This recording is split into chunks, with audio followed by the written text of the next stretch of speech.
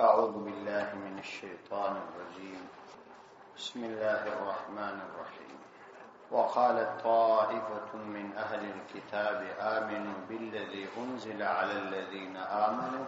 وجه النهار واكفروا آخره لعلهم يرجعون. سورة آل عمران دي آيات نمبر 2 آية. وقالت طائفة من أهل الكتاب ډلې د اهل کتاب آمنو تاسو ایمان راوړئ بالذي فهغه څه باندې انزل على الذين آمنوا چې را نازل کړل شوي دي په هغه کسانو چې هغوی ایمان راوړي وجه النهار د ورځې په شروع کې وکفروا آخره او بیا کفر وکړي آخره په آخر کې د دې ورځې لعلهم يرجعون شاید هغوی راوګرځي. د دې آیات د مخکې آیات سره ربط ښکاره دی.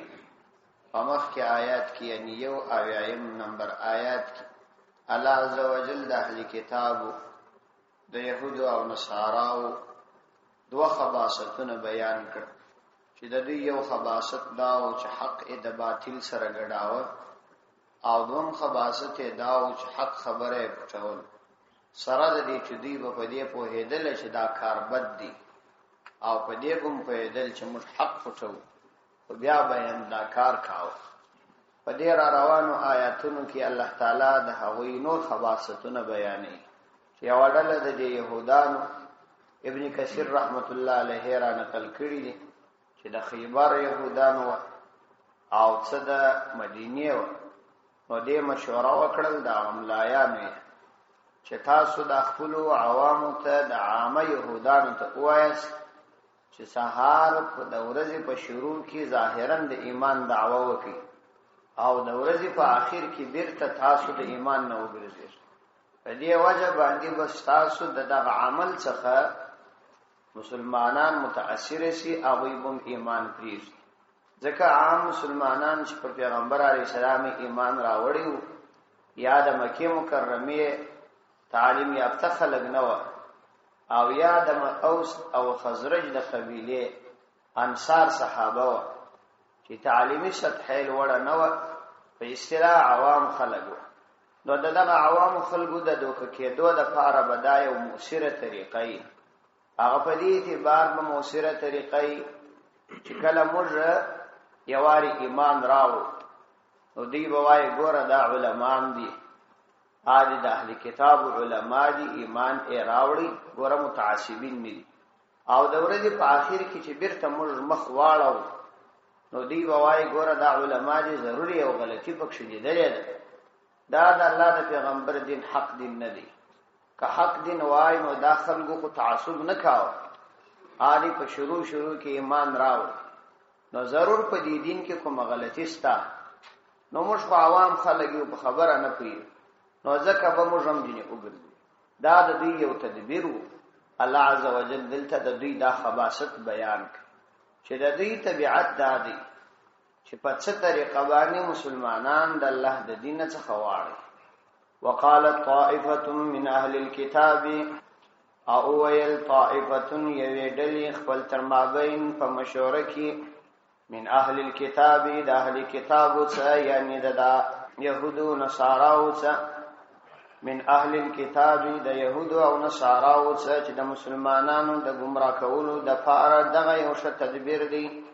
چې امنو بالذي تاسو ظاهرا ایمان راوړي بالذي فاغ کتاب باندې انزل على الذين امنوا شرع نازل کړل شوی دی علی الذين فاغ کسانو باندې امنو چاوي ایمان راوړي دي یعنی د نبی علیه السلام په واسطه پر دې مؤمنانو را نازل شوی. مطلب دا چې پر قران باندې ایمان راوړي. وجه النهار د ورځې په شروع کې وجه النهار ورته ویل وجه مختوای نو انسان چې د بل انسان سره ملاقات کوي په اول سر کې د انسان مخ ویني نو په دې اعتبار باندې د ورځې شروع ته وجه النهار وای یعنی د سحر په وخت کې تاسو په دې باندې ایمان راوړي. وکفروا آخره او بیا کفر وکي آخره په آخر کې د دې ورځې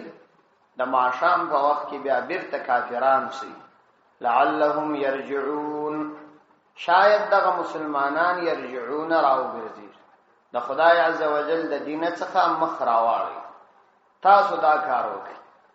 نو دی کې دوی د مسلمانانو د اړولو د لپاره یو تدبیر جوړ کړي ورسته هم آیاتو کې راځي حسد دا یو ډیر بد شی دی او کله چې انسان د حسد په مریضي مبتلا شي بیا نو د حق څخه هم سترګې پټي شي ځینې کسان دلته هم داسې و د ازموش په ټولنه کې چې کله به خلکو ته ویل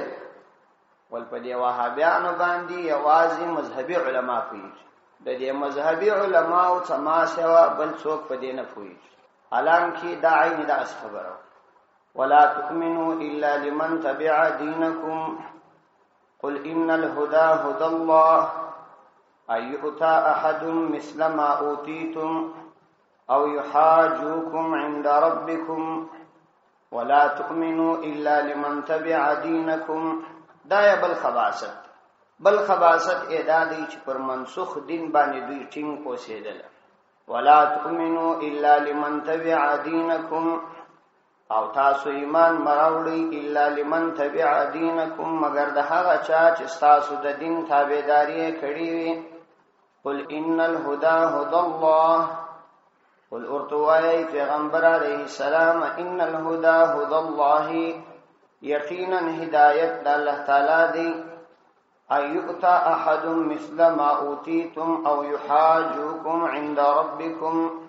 ایؤتا چې ورکړی شي احد یو چا لره مثل ما اوتیتم فمثال دا هغه چې تاسو ته درکړل شوی دی او یحاجوکم یا غالب اسی اغوی فتاسو باندې عند ربکم ستاسو در رب پنځد باندې دا د دوی بل خباست بیانې هغه داشي دوی به د خپل پیروانو ته ویل چې فقط د هغه چا تابعداري کوي چې اهلی کتاب دي یعنی د بل چا د دین تصدیق قطعا مکوي او ما د بل چا په دین باندې ایمان راوړي او فقط د هغه چا خبره تسلیموي چې هغه ستاسو د دین تابعداري کوي مطلب دا چې بصدق دل باندې د نبی عليه السلام د دین اتباع مکوي ها د ضرورت په خاطر باندې د ظاهري مصلحت په خاطر باندې دا تاسو ته اجازت دی چې زبانی د اسلام اظهار وکړي لیکن د پیغمبر په خبرو باندې اطمینان مکوي او یوازې د هغه چا خبره منئ چې هغه ستاسو د دین خلک یعنی یوازې ما خبره منئ ځکه په دې دین باندې یوازې زه پوهېږم او یا یوازې زموږ خبره منئ د بل چا د منئ ځکه نور په دین باندې نه پوهېږي نو الله تعالی فرمایي ولا تؤمنوا او دوی به دا هم ویل په دې خپل مشورو کې خپل تر مابین دا خبره به مکول لا تؤمنوا الا لمن تبع دينكم چې تاسو یقین مکوئ یعنی په صدق دل باندې یقین مکوئ الا لمن تبع دينكم مگر دا هغه چا په خبرو یقین کوي چې تاسو د دین اتباع کړي یعنی یوازې د هغه چا پر خبرو باندې باور لري او رو برو یې منئ چې هغه پر قدیم دین باندې په اخلاص سره پاتې او ستاسو د دین تابع باقی د نور مذاهب یعنی مسلمانانو سره دغه سکو د یو مصلحت په خاطر څه زبانی د اسلام اظهار کوي نور نو یقین ور باندې مکوي ولا تؤمنوا الا لمن تبع دينكم قل ان الهدى هدى الله د دې څخه د دې د خبرو رد دي قل ارتوایا ای پیغمبر علیه السلام ان الهدى هدى الله چې یقینا هدایت هدى الله د الله تعالی هدایت یعنی تاسو په چالاکیو او په مشورو باندې څه نه کیږي کتا چې هر څونه مشورې وکي هر څومره چالاکی جوړی کی خو الله عزوجل چې کوم چاته هدایت کړي تاسو په چالاکیو هغه د حق څخه نه اوري تاسو چې هر تدبیر ورته جوړ کی قل ورتوای پیغمبر علیه السلام چې تاسو په چالاکیو څه نه کیږي ان الهدى یقینا هدایت هدى الله یوازې د الله عزوجل د الله عزوجل نماز او څوک چاته هدایت نشي کوي او الله تعالی چې کوم چاته هدایت وکي هغه به څوک د حق اړولای نشي ولو کدا هغه د پاره او د هغه د خطا استلو د پاره مختلفي طریقې او تدابیر په کار واچول شي. ايؤتا احد مثل ما اوتيتم او يحاجوكم عند ربكم. د دې ځای څخه د دوی د غلطو مشورو او د اسلام سره د سختي دشمنی علت بیانې چې دوی ولې د اسلام سره دومره زیات عداوت او دشمنی درلود. نو علت ادا بیانې چې د يهودو او نصاراو د اسلام سره دشمنی ده چې ولې د دوی په شان باندې یو آسماني دین و د مسلمانانو تور کړل شوی، یعنی پر دوی یو آسماني کتاب را نازل شوی او پر دې مسلمانانو یو آسماني کتاب را نازل شو، او یا ولې د مسلمانانو په دلایلو کې پر دوی غالب دي او ولې ورځ په ورځ خلک د مسلمانانو ملګری ګرځي. دوی یوازې د دې خبرې په وجه د مسلمانانو په خلاف باندې دومره زیات تدابیر او مشورې جوړي. ايؤتا علت د تدبیر دي. ايؤتا چې ورکړسي احد یو کس لره مثله په مثال ما دا هغه اوتیتم چې تاسو ته درکړل شوی دی، یعنی دوی ته هم داسې آسماني کتاب ورکړسي لکه تاسو ته چې درکړل شوی دی. او یحاجوکم یا غالب راسي هغه په تاسو باندې د دین حق په تعین کې، یعنی تاسو د یو حق په تلاش پسې واست، هغه هم پسې وا، هغه حق پیدا کوي تاسو پیدا نکي. اوس د هغه متبعين ډیر سوله، د هغه اتباع کوونکي ډیر سول او په تاسو باندې دا خبره د پریشانی وړ وګرځید. او یحاجوکم یا هغه غالب راسي د دین حق په تعین کې په تاسو باندې عند ربکم استاسو د رب په نزد باندې، نو تاسو دا غوي سره حسد کوي. مطلب دا چې د يهودا او نصاراو د مسلمانانو سره انتهایی شدید حسد دي، او د حسد بنیادی وجه دا ده چې مسلمانانو ولی په دلایلو کې تر دوی غالب دي او مسلمانانو ته ولی آسماني کتاب ورکړل شوی. نو او یا دا چې دا خلک په مذهبي مناظرو کې ولی پر موږ باندې غالب راځي، د دوی د اسلام سره د دشمنی بنیادی وجه دا حسد دي. نو ځکه کوشش کوي چې اسلام او اهل اسلام په تنزل کې او په کمزوري کې واچي. دې ځای څخه د حسد مذمت بیانې. حسد دومره بد عمل دی. پیغمبر علیه السلام فرمایي ایاکم والحسد،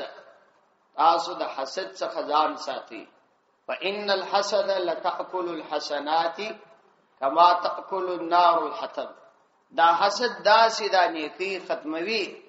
لکه څنګه چې اور دغه وچ بوټي یا وچ واشه ختمي. حسد دې توایي چې الله تعالی پر خپل یو بنده باندې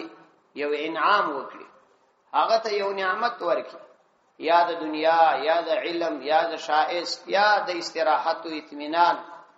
نو د الله یو بل بنده را ولاړ سي د هغه سره په دغه نعمت کې حسد شروع کی او په دې باندې په دې تمنا او فکر کې چې کاش کې دغه بنده څخه دغه نعمت ظاهر شي. نو د الله تعالی د نعمت د زوال کوشش کوي چې دغه بنده څخه د نعمت ظاهر شي. نو دا ډیره خطرناک مریضي ده. دا یو روحاني مرض دی، انسان ته روح ته هم تاوان رسی او بدن ته هم تاوان رسی. ځکه حاسد سړی همیشه د هغه محسود په مقابله کې غمجن او فکرمن وي. هغه کس چې دیو سره حسد کوي هغه ته محسود وایي او دا حسد کوونکی ته حاسد وایي. نو دا حاسد همیشه د محسود په خوشحالي باندې غمجن وي، نو دا غم یې پر دماغ او زړه باندې تاثیر کوي. نو جسمانی امراض هم ښکار سي او د روحاني امراض هم ښکار سي. دا حسد یوازې په علم کې نه دی بلکې دا د دنیا په کارو کې هم دی.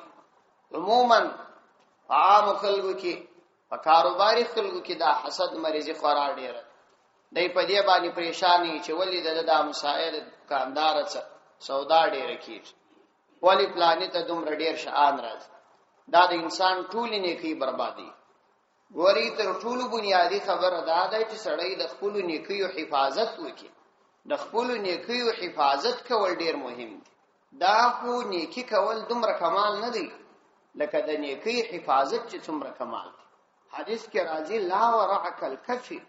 د ګناه څخه ځان ساتل تر دې لوی نیکی نشته چې سړی د ګناه څخه ځان وساتي. ځینې خلک تهجد هم کوي، د اسلام د دین په خدماتو کې هم لګېدلي، مدارس سره کومک کوي، دعوت او تبلیغ کوي، او یا نوافل کی تهجد ته پورته کی نفل روزي نسی حجونه کی عمره کی لیکن کدا حسد مریضی پکشي کې وي وزره ګټن ورته یا وزره ګټن ورته دای بیچاره به عبادت کوي هغه به سوچ دې داسې مثال دی لکه سړی چې ډیر پیسې جمع کړي او په ډیر مشکلات قرار بس کور واخ نو دای به څومره پریشان د آخرت په ورځ باندې دا غنې کوي یو زره ګټه یا د مثال په توګه د انسان سره ریاوي د ریا عمل وي عبادت کوي خدای په دې خوشاله چې خلک ما تزما پر عبادت شاباس راځي نو د دې ریا په وجه ټول اعمال برباد یا د مثال په توګه د نیک اعمال کوي خدای مسلمان غیبت کوي دیو چاپ سی بهتان وای نو په دې وجه باندې د نیک اعمال برباد وي د قیامت په ورځ د دنیا کې ګرځا بل تور کړي یا د مثال په توګه یو سړی د نور حقوق ضایع کوي عبادت خو کوي تهجد ته پورته کوي خو د کوروالا حقوق یې نه پرځای کوي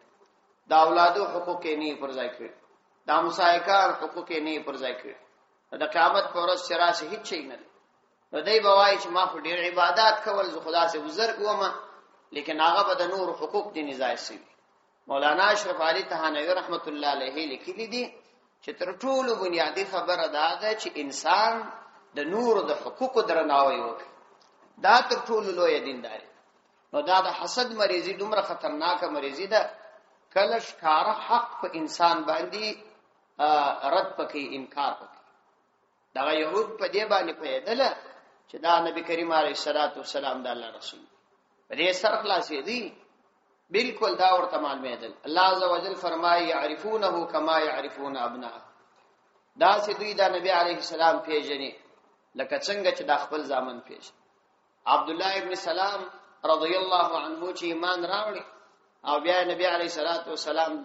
تدغه آیات کوه چې دا نازل شوی و چې د يهودو په باره کې چې دا يهود داسې دا پیغمبر علیه السلام پیژني لکه خپل ځامن چې پیژني نو دور توې تر دغه له هم مشتاشه پیژني چې تدق سید الله پیغمبري لیکن ګوري د ابد د پاره د جهنم مستحق وګرځي د ابد د پاره او دا حسد دي شته وده حسد د الله تعالی په تقدیر باندې اعتراض د الله تعالی په تقدیر ځکه اعتراض دي چې الله عز وجل پر خپل یو بنده باندې رحم وکي دا خدای الله تعالی تقسیم دي د یو سړی وای دا ولې الله ور کړی دا د الله تعالی پر تقدیر باندې راځي دا په عامه کاروباري طبقه کې دا مریضي خورا ډیره یو په علماو کې ماشاءالله به ډیره ده او یو په عامه کاروباري طبقه کې هر دکاندار د بل دکاندار سره په حسد کې دا کده د خلی راضی کنه راضی ګوري حسد د زړه یو عمل دی په جبه کا زر واره سړی انکار وکي د زړه کیفیت دی دا په زړه باندې سړی ته معلومي زما په زړه کې دا تمناستا چې کزما دغه ملګری سودا ډیره کېدل چې زما په زړه کې خو بدايه وزره شایبه نه راګرځي چې دغه سودا ولې ډیره کیږي مولانا اشرف علي تهانوي رحمه الله وايي کله چا په زړه کې دارا وګرځیدل چې د دې پلاني سړی ترقی ولې کیږي وای دا دی په دې پوسی چې کده دین کار کاوه چې د دین په کار کې مخلص نه چې دا پلاني ولې په دې کار کې ترقی کوي کدا سوچ سره پیدا سو دای دې په دې پوسی چې د دین په کار کې اخلاص نه لري ځکه د دین اخلاص دا دی چې تاسو کولی دي چې د دین خدمت وکاوه تباید ستاد زړه د کومي په خوشاله او کدی په واسه پرای کومک مو سره وکي او کدی درځان مستعد ولیدي خپل ملګری مرواسته چې ورسي سره کښینی نو دا اصل اخلاص دی دا باطینی اعمال دا ډیر مهم ځکه د ظاهر ټول تعمیر د باطن پر تعمیر بنا دی کله انسان څومره عبادت دي کریا بکشرال ریا د زړه یو عمل دا انسان خپل معلومي چې زه پر یا ختم کړم ما ته د خلکو شاباس فن راکی کې نه کدا ریا راغله د ظاهر ټول تعمیر برباد دا غرانګه کله انسان په زړه کې حسد را لید د ظاهر ټول تعمیر برباد هر څه عبادت چې کې برباد دا غسه مثلا د انسان په زړه کې تکبر دی تکبر یو روحاني مرض دی او دا یو د زړه مرض دی ظاهر سره نه پوهیږي ظاهر به سړی ساده کالي اغوستي لیکن کله دا سره دا فکر و چې زه در دې خلکو شیم او دا خلک ټول تر ما خوار او کمزوري دي دا د زړه کیفیت په دې واجب باندې د ټول د ظاهر تعمیر برباد زر واره د عبادت کی هیڅ فائدہ نه وته نو تر ټول لوی دینداري دا ده چې انسان د زړه د بیماری حفاظت کوي د ظاهر د فارغ مر ډیرو هسپتالونو ته ځو علاج کوو، لیکن اصل بنیادی مریضي هغه د زړه مریضي د دې علاج کول پکار. څلور مرزونه د انسان په زړه کې ستا او د دې څلورو مرزونو علاج کول پکار. ریا دا ډېر خطرناک مرض د انسان سره کدار علی اعمال ټول برباد. ریا یاو، تکبر دوا، حسد درې، طمع دا څلور. طمع حرص، ځکه انسان کې که طمع پیدا سو الحرص سي، په انسان کې که حرص پیدا سو بخیل کیږي. او بخل ډیر بدترین صفت دی، دا بد صفات دي. او څلور بهتر صفات په زړه کې دي چې د دوه په مقابل کې دي. هغه توکل د الله تعالی پر ذات، توکل پر تقدیر، عقیده، صبر په مشکلاتو کې صبر کول، زغم کول، تواضع، د الله تعالی د بندگانو سره ځان عاجز بلل او په خپل زړه کې دا خبره فیصله کول چې زه تر ټولو کمزور یم او ټول تر ماشي. نو توکل دی، صبر دی، تواضع ده او شکر دی. د الله د نعمتونو شکر ادا کول. چې هر انسان تاولی دی تا ته سلام وایه، نو دې ستا سره د الله تعالی په فضل یو ډیر لوی انعام وکړي. ځکه چې هغه پر تا باندې د سلامتی دعا وایي، د دې کس شکر ادا کړه. ستا کور والا د ستا خدمت یې وکړي، دا د الله نعمت تا ته درکړي، ته په دې شکر ادا کړه. اولادونه دي، نو دا ضروری دي. دا چې په انسان کې تواضع باید راشي، انسان کې توکل راشي، صبر راشي، شکر راشي. او دا باطل امراض د انسان د زړه سوځي، دا د علاج هسپتالونه غواړي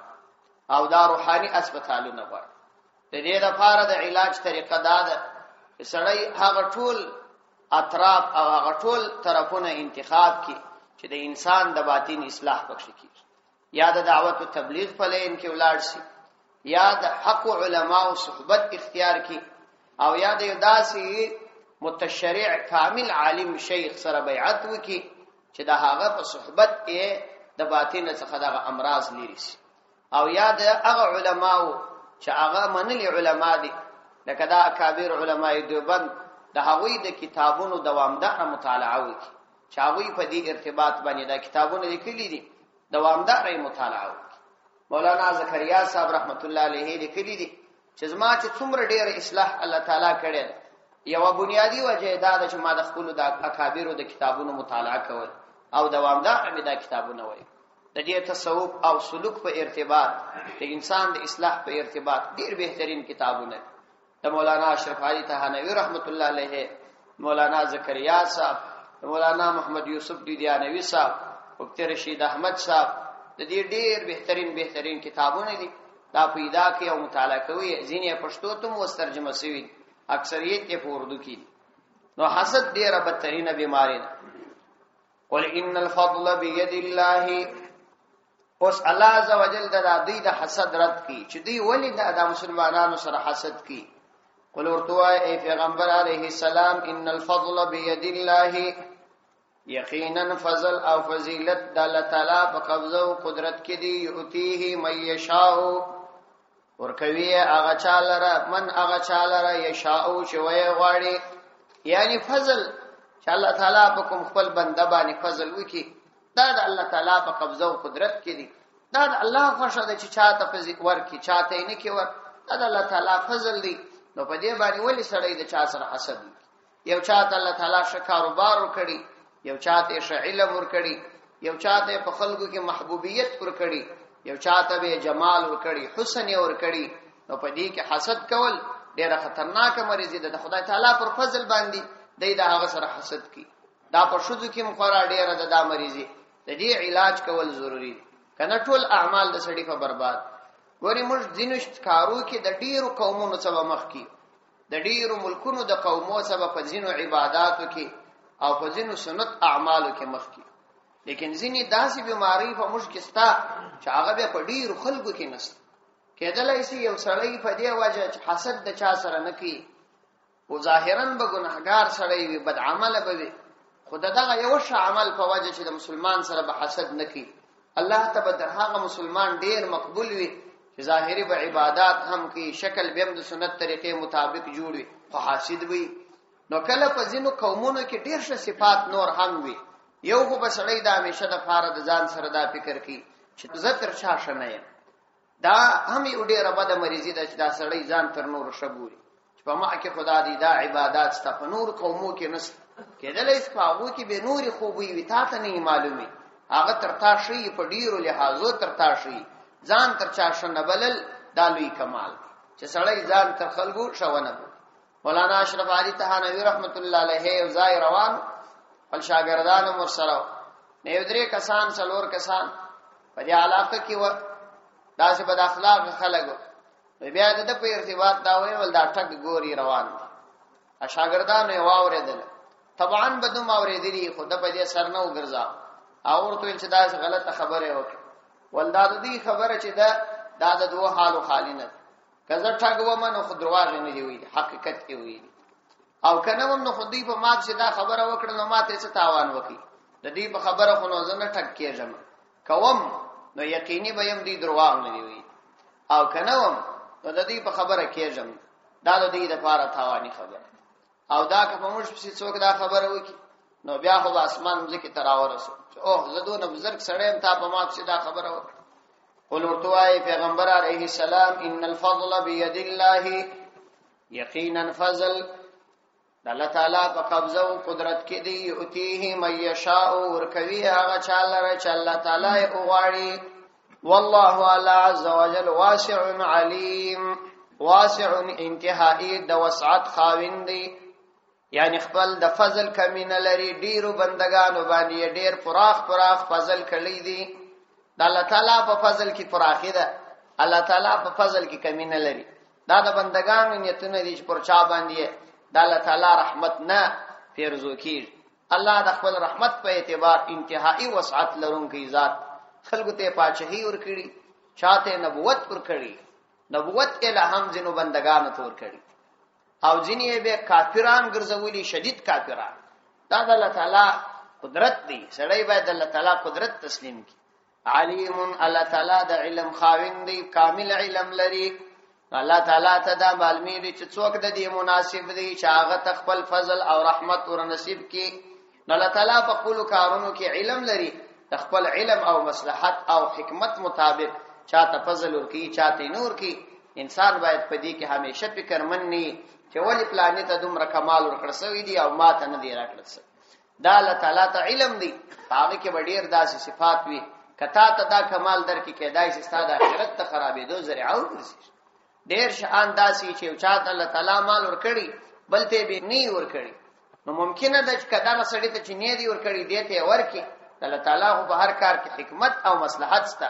دا سړی د دې په وجه باندې د الله نه فرمانی شروع د آخرت او د دنیا د خرابۍ ذریعہ وګرځي، نو الله تعالی به ځکه نه ورکړي. یختص برحمته من یشاء. اوس د دې علت بیا بسوای نو الله عزوجل چې کله وسعت درلودونکی ذات دی، کامل علم لرونکی ذات دی، نو یختص خاصوي برحمته په خپل رحمت سره من هغه څوک یې شاء چې الله وغواړي. څوک چې الله تعالی وغواړي په خپل رحمت سره خاصي، نو په دغه وخت کې د خپل حکمت مطابق الله تعالی پر مسلمانانو فضل او رحمت کړی دی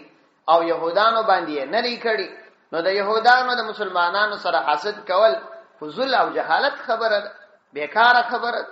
والله ذو الفضل العظیم، الله عزوجل خاوند لوی فضل دی، لوی عظیم شان فضل خاوند دی. نو پر مسلمانانو یې دا فضل کړی دی. يهود او نصارا ولي وسره حسد کی. ومن اهل الكتاب من ان تأمنه بقنطار يؤديه اليك ومنهم من ان تأمنه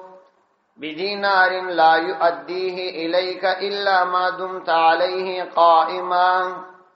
ومن اهل الكتاب د دې يهودانو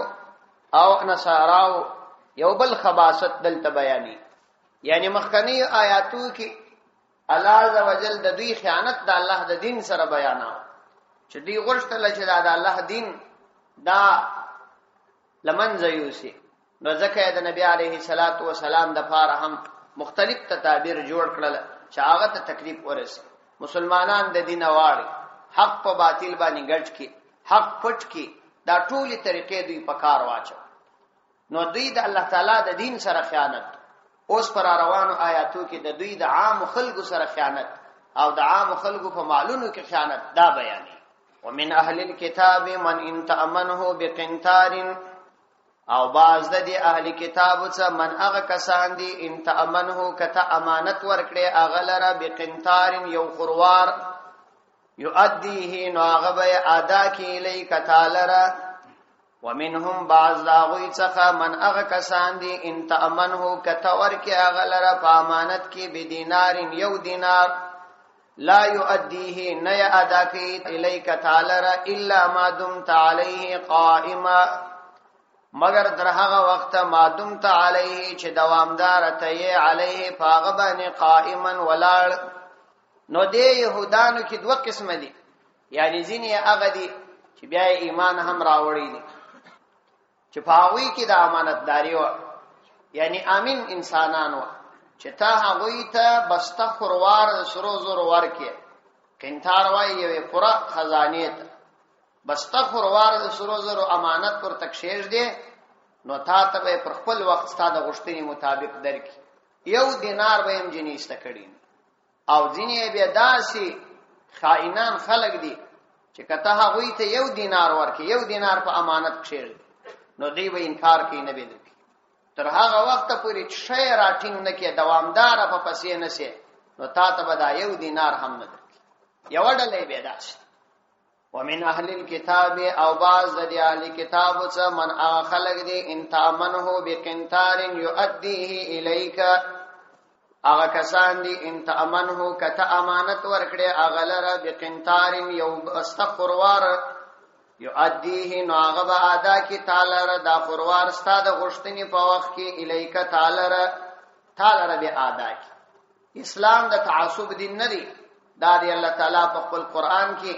دا هغه يهودانو صفت کی پاغوي کې د امانتداري صفت، یعنی که قران دا یا اسلام د تعصب دین وای نو هغه کسانو چې د اسلام او قران مقابله شروع کړي دا وی خوبي به نه بیانول. نو دا دی قران دا وی خوبي بیان کړي چې په دوی کې ځینې کسان داسې دي ش صفات پکې. د دې صدا معلومه سول چې انسان باید د تعصب په وجه باندې د خپل مخالف ش صفات پټ نه کړي، بلکې کپاغه کې ځینې ش صفات وي هغه دی بیان کی. د شو صفاتو په بیانولو دا معنا نه ده چې دوی د هغه تایید کړي، اصل دا د تعصب څخه ځان ساتل. پس دانس ول چې قران د يهودانو د یو ځینو کسانو دا یو ش صفت بیان کړي، د دې معنا دا نه ده چې قران د يهودیت او نصرانیت تایید کړي. نو که یو څوک د یو چا ش صفت بیان کړي دا د دې معنا نه ده چې دوی د هغه په عقیده سو او یا د هغه سره ملګری شي. دا هم ډیره کمزوري خبره ده او دا هم د کم علمي علامت. ځینې کسان سخت به علمي بیچارهګان که یو چا د یو چا صفت بیان کړي هغه د رائے او د نظر مخالف دی، ضرور پر هغه باندې دا فکر کوي چې دا د هغه د عقیده سړی، حالان کې دا د هغه د عقیده سړی نشي کېدای. ځکه تبه خبره ده چې یو څوک د کوم چا په ارتباط معلومات لري، ش صفات هم لري بد صفات هم لري، دا یوازې د الله عزوجل د پیغمبر په باره کې الله فرمایي چې وما آتاکم الرسول فخذوه وما نهاکم عنه فانتهوا، چې کوم څه تاسو ته د الله پیغمبر راوړي وای خلی د کوم څه چې ممانع کی منع د بل چا په باره کې نه دی فرمایي. مطلب دا چې د بل هر چا په خبرو کې ش خبرې مستا بلې خبرې مستا د یو چا ش خبرې تاییدول دا د دې معنا نه ده چې دا د هغه سړي سره په عقیده کې او یا په نظر او مذهب کې اشتراک دی. مشکې دام یو ډېر لوی کمزوري ده چې فقط یو چا د یو چا صفت بیان کړي یا په یو مجلس کې یو نظر ښکارا کړي، هغه نظر د نظر خلاف بس دی د هغه په باره کې ډېر په اشتعال کې راځي او د هغه په باره کې ډېر غلطه فیصله کوي، یا هغه د دینه باسي یا د مذهب باسي او یا د کافرانو د نور ملګری بوي. دا خبره نه ده، بلکې د یو چا د صفت په بیانولو دا سړی د هغه د عقیدې او د مسلک نه ګرځي. دا د قران دلته د يهودانو چې د اسلام تر ټولو سرسخت دشمنان دي تر قیامت پورې وي، دا وی دا دی په هغه کې د جنو یو صفت بیان کړی دي چې هغه دا دی امانتداري لري، چې ندی خدا معنا نه سوچ قران د هغه تایید وکي، بلکې ځان د تعصب ساتل او اعتدال اختیارول دا د ټولو مهمه خبره. ومنهم من ان تأمنه بدینار، او ځینې به داسې خائنان دي من انت امنه بدینار کته امانت کشیر دی هغه لره بدینار یو دینار په امانت کشیر دی ولا يؤديه اليك هغه به نه ادا کوي تعالی هغه به تا ته دغه یو دینار نه درکې ترڅو چې ته دغه پر سر باندې دوامدار ولاړ نه الا ما دمت مگر هغه وخت به ادا کوي چې ته قائم یې علیه دوامدار یې علیه پر هغه باندې قائما ولاړ یعنی دوامدار د هغه دروازې ته ولاړ یې نو بیا به دې تا ته درکې بیل دغه نه درکې دغه ځای چې د امام ابو حنیفه رحمت الله علیه دغه استدلال دی دغه آیات څخه چې کله کوم چا پر چا باندې قرض پات کوي نو دغه فوروړی دا کوم سړي چې قرض یې پر باندې دی دغه قرض ته ور باندې دی دا په فوروړی پسې درې دلای شي یعنی د هغه څخه فور غشتلای شي قاضي به دغه سړی نه راګرځي یعنی کچيري یو سړی مقدیون یو فوروړی او د خلکو فور پر باندې و د خلکو هغه ته ویل چې ما فور راکه نو قاضي به د خلک نه جن را منع کوي چې تاسو د څه فور مغواړ الا په هغه صورت کې کدی فوروړو هغه ته تاوان رسوي یعنی دغه مال مالکان کې تاوان نه رسوي د دې غشتنه کول بار بار ورته ویل چې ما قرض راکه دا منع نه دی دغه آیات سي استدلال دي چې ما دمت عليه قائمه یعنی دوامدار ته پر دې باندې قائم پسې کېږي در هغه وخت پورې دی تا ته نه درکې ذلك بانهم قالوا ليس علينا في الاميين سبيل الله عز وجل د دې د امانت نه ادا کول د دې علت بیانې علت یې دا دی چې دی ولی د مسلمانانو ته چې د مسلمانانو امانت د دې سره پروت وي نه ورکی علت یې شری علت یې وای دا دی چې دوی دا عقیده لري چې د مسلمانان دی وی روپی خلک نه دي د يهودانو دا عقیده ده چې د مسلمانان دی وی روپی خلک نه دي دا روا ده چې د دوی خلک ورمړو دا روا ده چې کښنانه وروسوځو دا روا ده چې بی عزت کو دا روا ده چې مالونه یې جنوا ځکه الله دا دی وای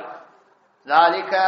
دا د دې خیانت کول د امانت نه ادا کول وجه ادا ده بانهم قالوا ليس علينا في الاميين سبيل